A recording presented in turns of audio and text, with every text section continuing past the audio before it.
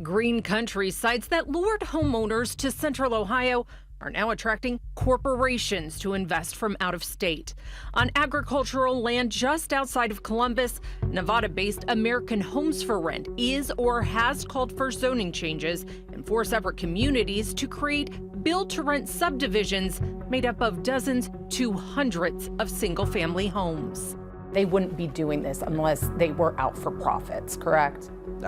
I think most people are in business in order to employ people and turn a profit. Corporations owning thousands of single-family home rental properties throughout Ohio is prompting action from state lawmakers. And I see that as insidious because homeownership has always been a cornerstone of American society. Federal lawmakers. The American public is getting hurt by Wall Street on this, by these big private investing companies. And outrage from existing neighbors. Dozens of homeowners in Marysville spoke out against a build-to-rent development during a zoning commission meeting last month. The reason you're here is to rape our town and take as much money and profit as you can away from us. However, John Malkai with the Building Industry Association of Central Ohio is calling the new build-to-rent neighborhoods necessary. Rents will never get lower, home prices will never get lower in Central Ohio unless we increase housing production greatly from where we're at today.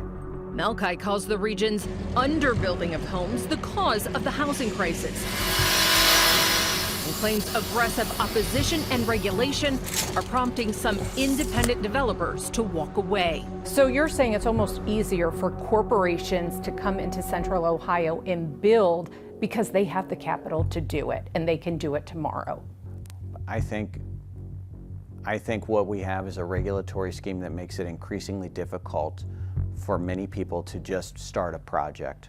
In Violet Township, AMH Development scaled back plans of 117 single-family home rentals to 37 north of Long Road and avoided Pickerington City Council's approval for a zoning change. However, Council passed a 3% tax on rents last year, which will apply to this project as an added cost for AMH to pay. In Berkshire Township, leaders tell me ground is breaking for AMH's 100 single-family home subdivision east of Wilson and west of Galena Roads. Neighbors in Jerome Township signed a petition to stop a 100 single-family home rental development there.